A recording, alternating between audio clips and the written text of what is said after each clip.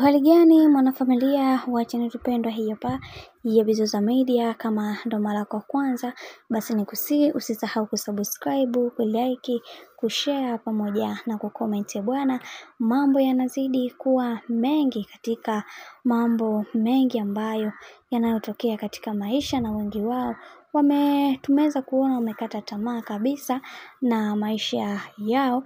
Lakini leo hii kuna vitu ambavyo vinavyotokea kwa upande wa Mange Kimambi pamoja na watu baki.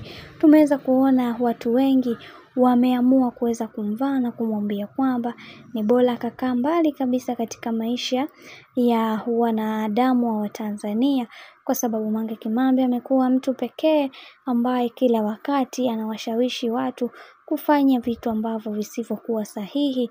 Hili jambo limeweza kuwaumiza watu wengi na kuwatesa watu wengi, kwa sababu ukizingatia watu wengi wako katika misingi imara na madhubuti ya kuweza kuhakikisha maisha yao yanabadilika kadri siku zinavyozidi kwenda. Lakini kuna vitu ambavyo vinatokea na wengi wao wakaona kabisa hichi kitu kinachotokea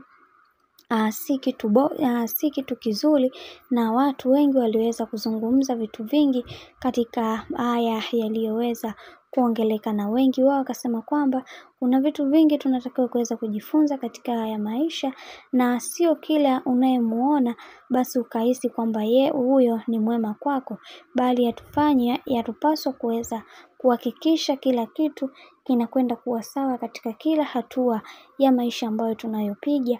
Na ukizingatia sisi sote ni watu wamoja na tunatamani kuweza kufika katika lengo moja, hivyo yatupaswa kuwa wote wamoja. Hicho ndio kitu pekee tunachotakiwa kuweza kukifanya, na watu wengi wamekuwa wakilizungumza hili, wao walikuwa wakiliona hili kwa muda mrefu, hivyo yatufanya tuweze kuwa katika misingi iliyo bora na kuweza kuhakikisha kila kitu kinakwenda kuwa sawa.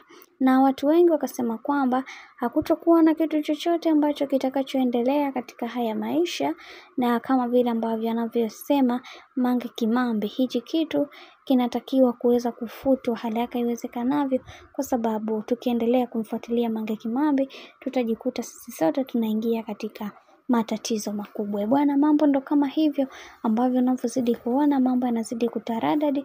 Mimi ninachotaka ni kusii kitu kimoja. Kama ndo mara kwa kwanza, basi ni kusii usisahau kusubscribe, kulike, kushare pamoja na kucomment, kwani ukifanya hivyo utakuwa umejiweka katika nafasi nzuri ya wewe kuweza kuenjoy na kufurahia katika channel tupendwa hii hapa ya Bizoza Media.